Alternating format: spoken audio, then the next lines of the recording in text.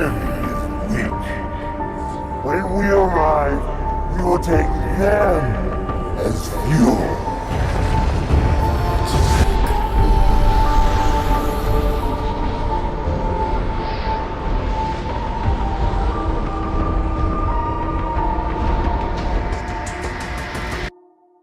I tried so hard and got so far, but in the end, it doesn't even matter. I had to fall to lose it all, but in the end, it doesn't even matter.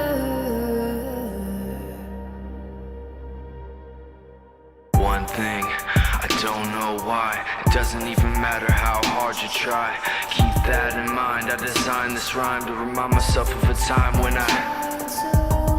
in spite of the way you were mocking me, acting like I was part of your property, remembering all the times you fought with me, I'm surprised it got so things aren't the way they were before. You wouldn't even recognize me anymore.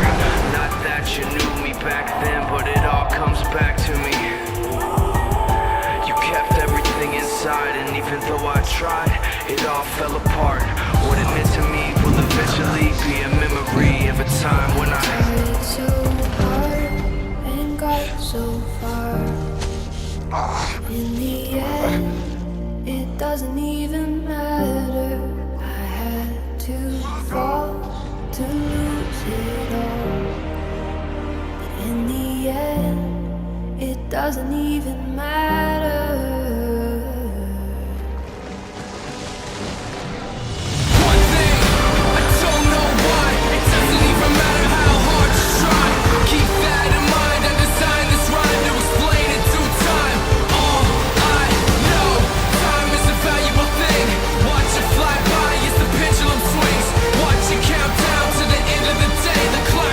Life away is so unreal.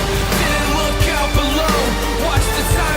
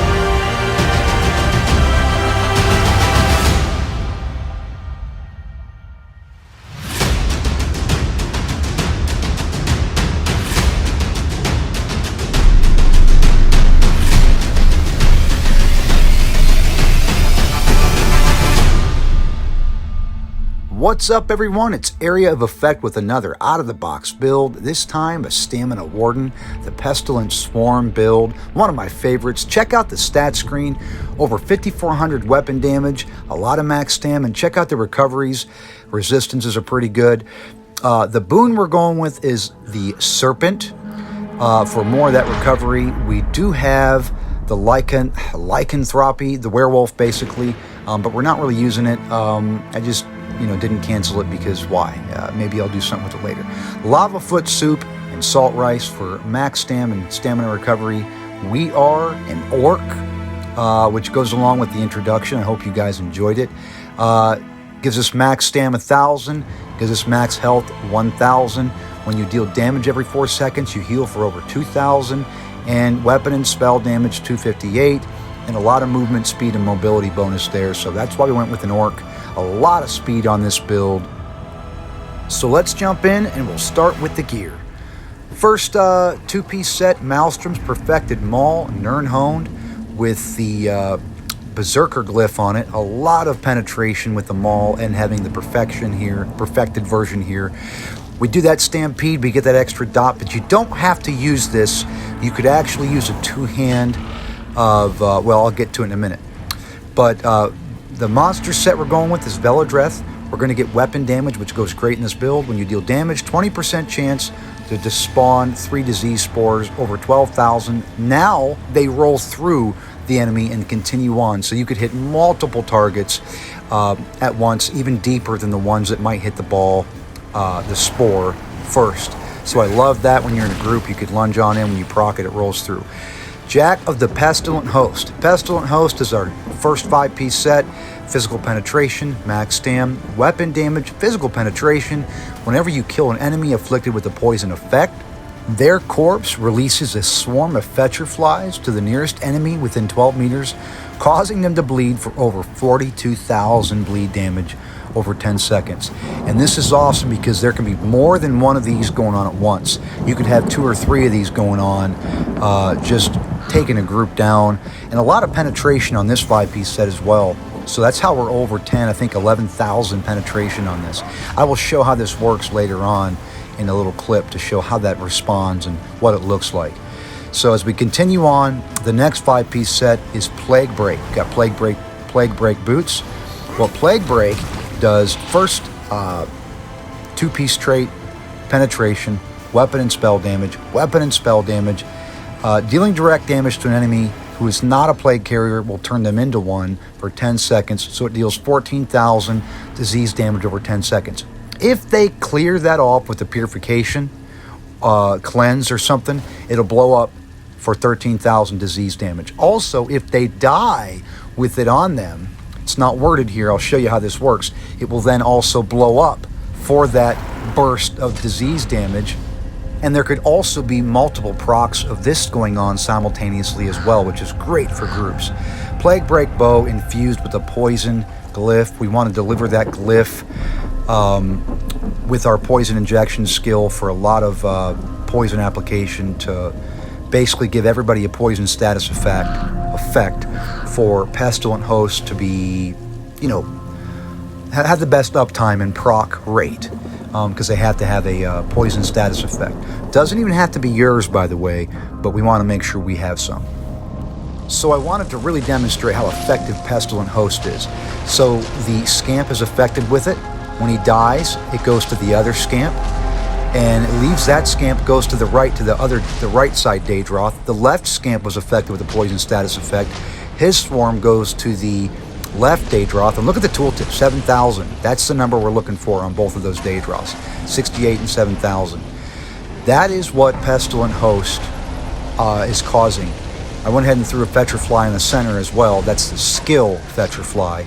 So I had 2 of them going on at the same time, in addition to the skill that the Warden has to offer for even more swarm. Now, for Plague Break, I wanted to show an example. See the green beam flying upwards?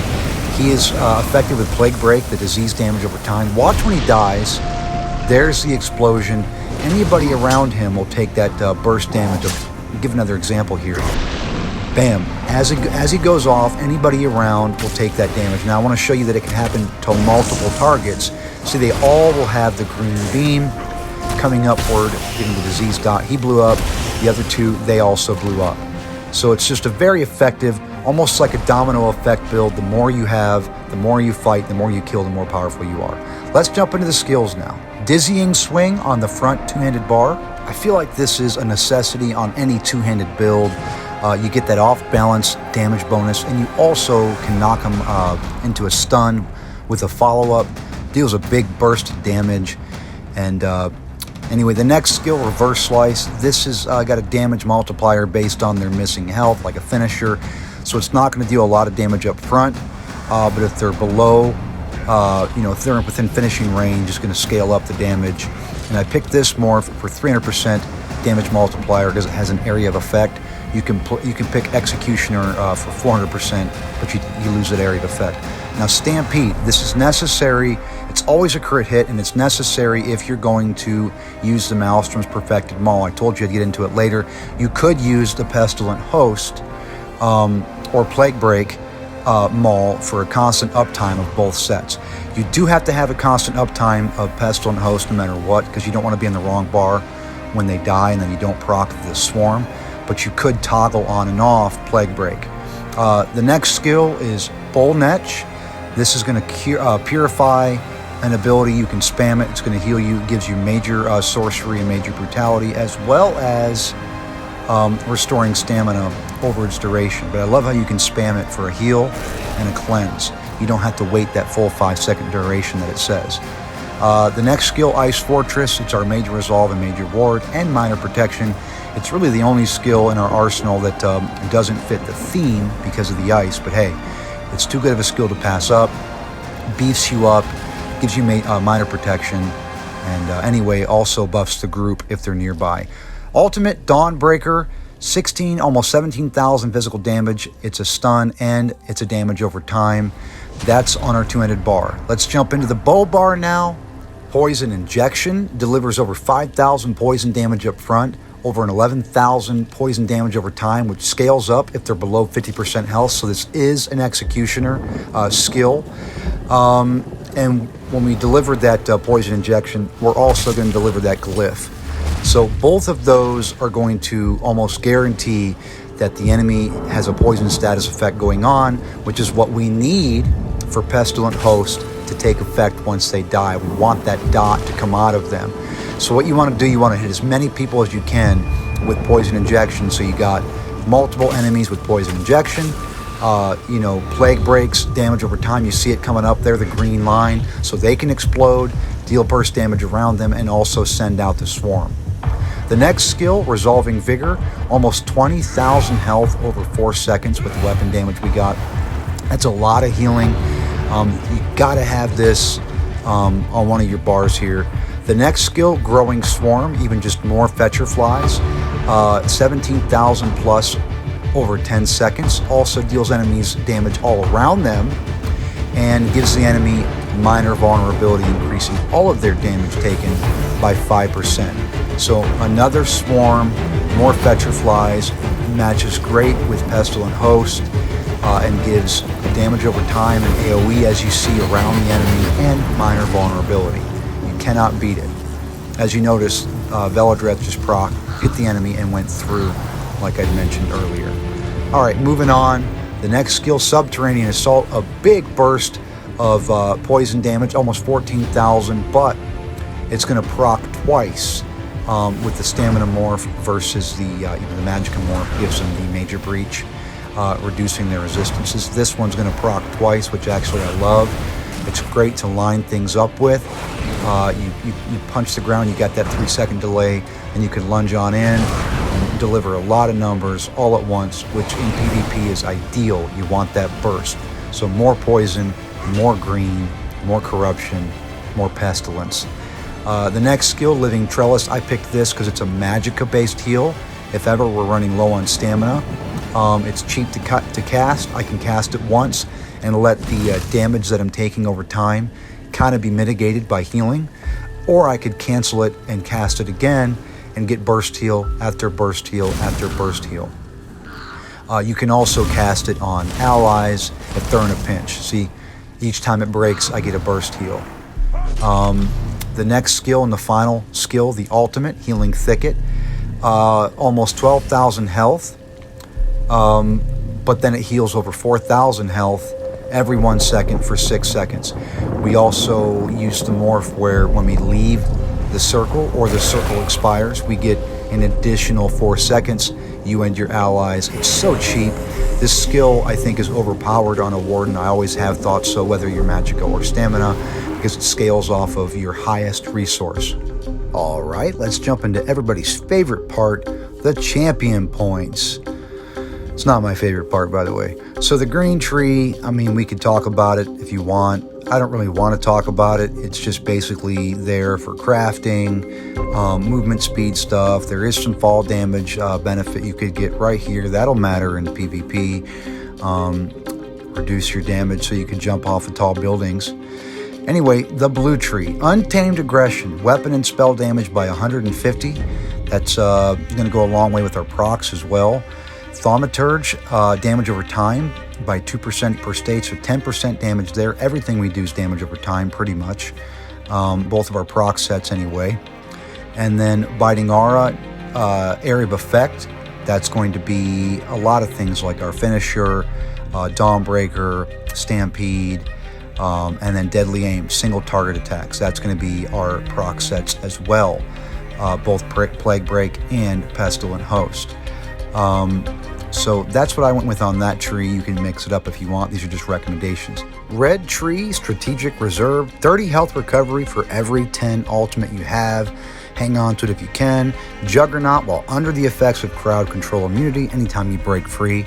5% damage reduction. Rejuvenation, 90 health, Magicka, and stamina recovery at all times.